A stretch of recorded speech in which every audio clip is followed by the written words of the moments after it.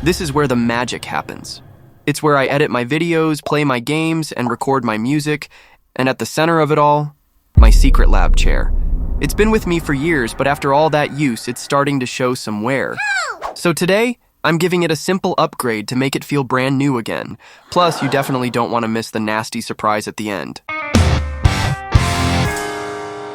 I first noticed that the armrest was in pretty bad shape. It was full of cracks. That's when I thought to myself, it's time to do something about this. So, I reached out to Secretlab's support to see if they sold replacement parts. They asked a bunch of questions about my chair, and it turned out my warranty was still valid. It took a little time to get the replacement part, but I've got to give Secretlab credit for their excellent support. They made the whole process easy, and now I've got a brand new armrest at no extra cost. Let's check it out.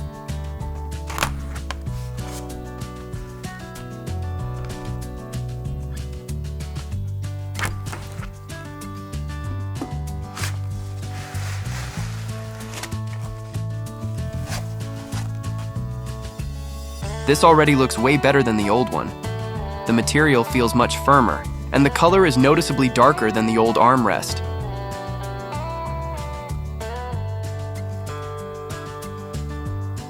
And for the last item, some kind of flathead screwdriver. Not sure what it's for, but we'll find out. Now let's swap out the old armrest. I've heard from others that this thing is really on there. Let's see if they're right. There's a single Phillips screw underneath, along with a spot where you can insert something to pry it up. I'll start by removing the Phillips screw with my trusty Bosch IXO. It's perfect for small jobs like this. I started by trying to pry the armrest off with the flathead screwdriver from Secretlab, but it was too small. It just ended up damaging the armrest. So I switched to a bigger flathead that should do the trick. You really have to push the screwdriver in deep to make this work. And there we go. It's finally loose. Now, let's get the rest of the armrest off.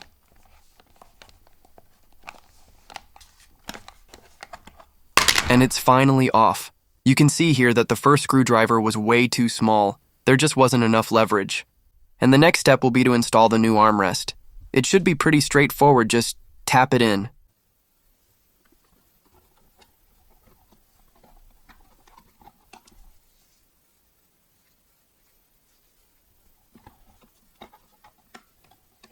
Just tap it in.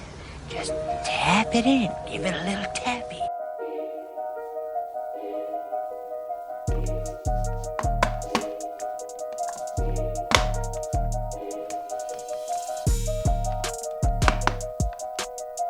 It just tapped in. That took way longer than I expected, but it's finally done. I have one more thing that I want to do before we end the video, and that is to clean the wheels. You don't want to miss this. They are nasty.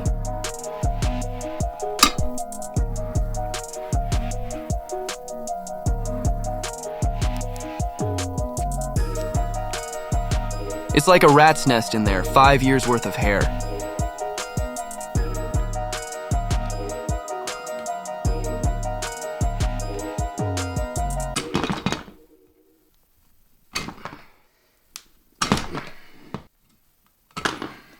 This took way longer than I expected, so I won't make you sit through all of it.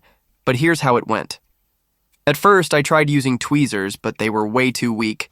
So I switched to pliers, which did a much better job at pulling the hair out. I even tried using scissors to cut through the mess, which helped a little, but not enough to make things go any faster. Let's just say after years of use, these wheels were packed with hair.